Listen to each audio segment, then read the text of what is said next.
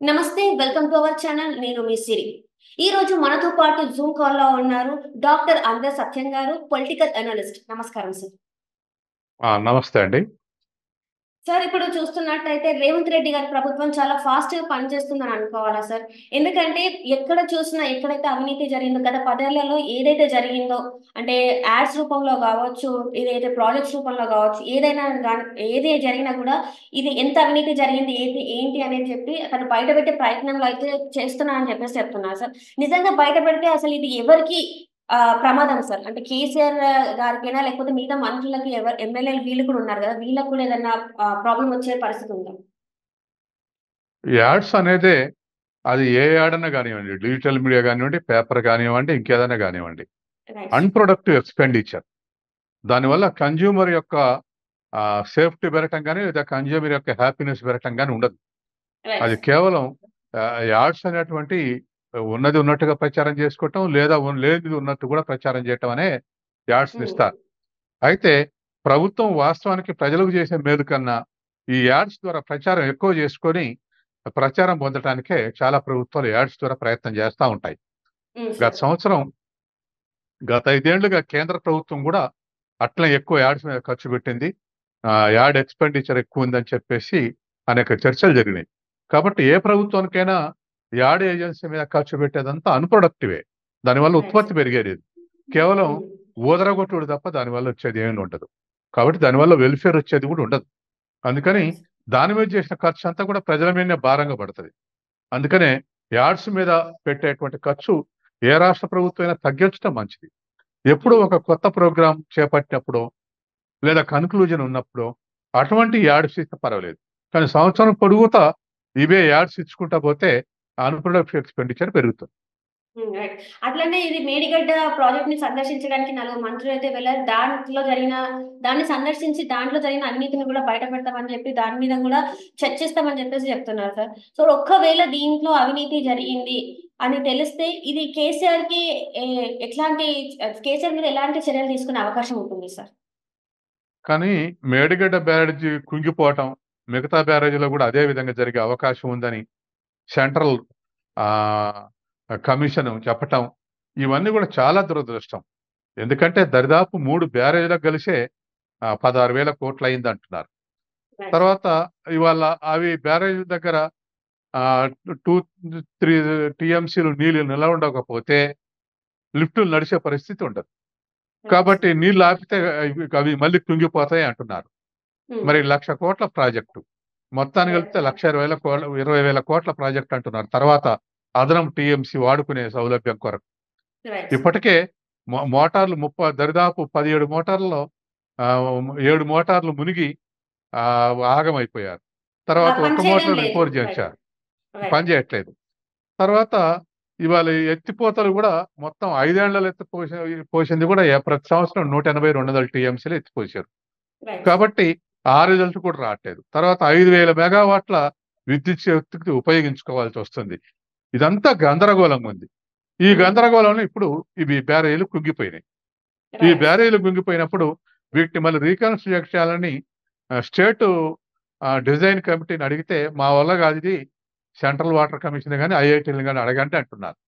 హ్మ్. కాబట్టి అవి గూడా ఇవి రిపేర్ చేయటంలో ఉపయోగం లేదు. కొత్తయి కట్టాల్సిందని రికమెండ్ చేస్తే చాలా దారుణమైనటువంటి ప్రభావం రాష్ట్రం మీద ఉంటుంది. ఎందుకంటే కాళేశ్వరం వల్ల ఉత్పత్తి అయితే పెట్టిన 1,00,000 కోట్ల ఖర్చు ఉత్పత్తి పరంగా రాబట్టుకునే ఒక తృప్తనే మిగిలేది.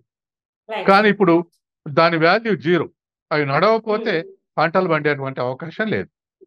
అందుకే దీని భారం నెగెటివ్‌గా ఉండబోతుంది. హ్మ్. 0 గాదు. నెగెటివ్‌గా ఉండబోతుంది. ప్రతి సంవత్సరం దరిదాపు 7, 8,000 కోట్ల అసలు, వడ్డీ చెల్లించాల్సొస్తది. ఇప్పటికే 7,000 5 ఏళ్లలో కోట్లు.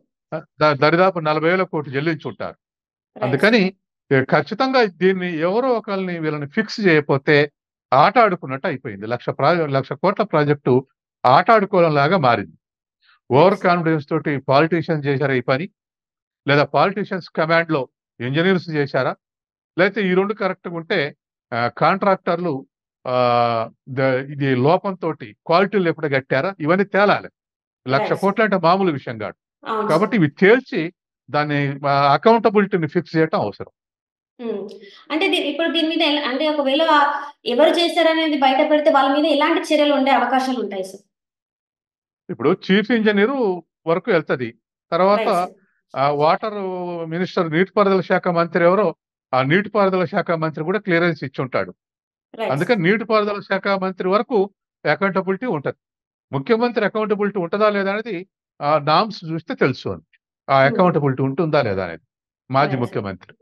రైట్. అంటే ఇంతకుముందు ఆ బ్యారేజీ అక్కడ అంటే ఏదైతే కన్‌స్ట్రక్షన్ జరుగుతుందో అప్పుడే కన్‌స్ట్రక్షన్ జరిగినాక గూడా చాలా మంది నేతలెళ్లి అది కరెక్ట్‌గా లేదు అని జెప్పేసి వాళ్ళు వాదించడం అక్కడ కొన్ని చేయడం జరిగింది. అప్పుడే యాక్షన్ తీసుకొనుంటే ఈరోజు ఇంత పెద్దది జరగకుండా ఉండేదేమో గదా సార్! అవును. ఇంజినీర్లు వాళ్ళ రికమెండేషన్‌కు భిన్నంగా కట్టారంటుర్రు గదా! హ్మ్. ఇతరులు ఇచ్చినటువంటి డిజైనర్స్ ఇచ్చినటువంటి రికమెండేషన్‌కి భిన్నంగా 5 మీటర్ల లోపటికి కిందికి మోటార్లు బిగించారు. అందుకే రైట్. మునుగుతున్నాయి అంటున్నారు. Right 131 sir. మీటర్స్ దగ్గర బిగించింది. 125 దగ్గర బిగిచ్చారు. అందుకే మునిగిపోతున్నాయి. ముందు ముందు గూడా మునిగిపోయే అవకాశం ఉందని అడ్వైజర్ పెద్దారెడ్డి అంటున్నాడు. పెద్దారెడ్డో, హ్మ్. పెంటారెడ్డో అంటున్నాడు. రైట్. రైట్ కాబట్టి సార్. అంత నిర్లక్ష్యంగా ఎట్లా పంప్స్ సెట్టింగ్ గాని, బ్యారేజ్ గాని కన్‌స్ట్రక్షన్ ఎట్లా జరిగిందనేది ఇవాళ $1,000,000 క్వెషన్. అంటే ఇక్కడ ఖచ్చితంగా వ ప్రజల మీద గూడా ఎంత అంటే వాళ్ళకి ప్రాణ నష్టమే కదా సార్! ఎందుకంటే ఆ బ్యారేజ్ మీద వెళ్ళే వాళ్ళు వాహనదారులే అవ్వచ్చు, నార్మల్‌గా ఎవరు వెళ్ళినా గూడా అది ప్రమాదమే కదా సార్! వాళ్ళ ప్రాణం హాని అన్నట్టే కదా సార్! అది ముందు జాగ్రత్త గాబట్టి ప్రమాదం ఏం జరగదు. కానీ ఆ! ప్రజల మీద 1,00,00,000,00,000 భారం పడుతుంది.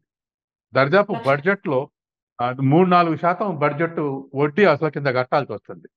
మనం మొత్తం రైట్. రాష్ట్రానికి వైద్య రంగానికి ఎంత పెడతామో దానికి అంత పెట్టాల్సొస్తది. ఆహ్, క ఓకే. ఎం ఏది బ్యారేజ్ నడవకుండా గూడా. ఆ! కాబట్టి పెద్ద గ్రేట్ లాస్ అది గనక రైట్. నడవకపోతే. అట్లనే ఇది మేడిగడ్డ ప్రాజెక్ట్‌ని సందర్శించడానికి నలుగురు మంత్రులైతే వెళ్లారు.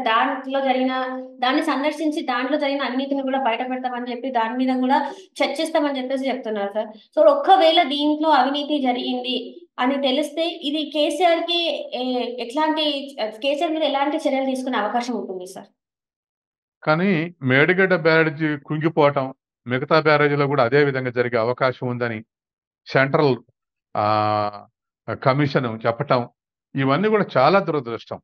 ఎందుకంటే దరిదాపు 3 బ్యారేజ్‌లకు కలిసే 16,000 కోట్లు అయిందంటున్నారు.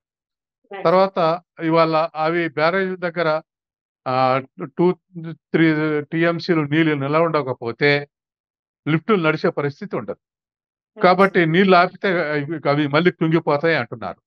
హ్మ్. మరి 1,00,00,000 ప్రాజెక్టు. మొత్తానికి రైట్. కలిపితే 20,000 ప్రాజెక్ట్ అంటున్నారు. తర్వాత అదనపు టీఎంసీ వాడుకునే సౌలభ్యం కొరకు. Right sir. ఇప్పటికే మోటార్లు దరిదాపు 17 మోటార్లలో 7 మోటార్లు మునిగి ఆగమైపోయారు. తర్వాత పని ఒక్క చేయడం మోటార్ లేదు. Repair right. చేయించారు. రైట్. పని చేయట్లేదు. Right sir. Right. Right. Thank you so much sir. మీరు మాతో పాటు జూమ్ కాల్‌లో వచ్చినందుకు థాంక్ యూ సార్.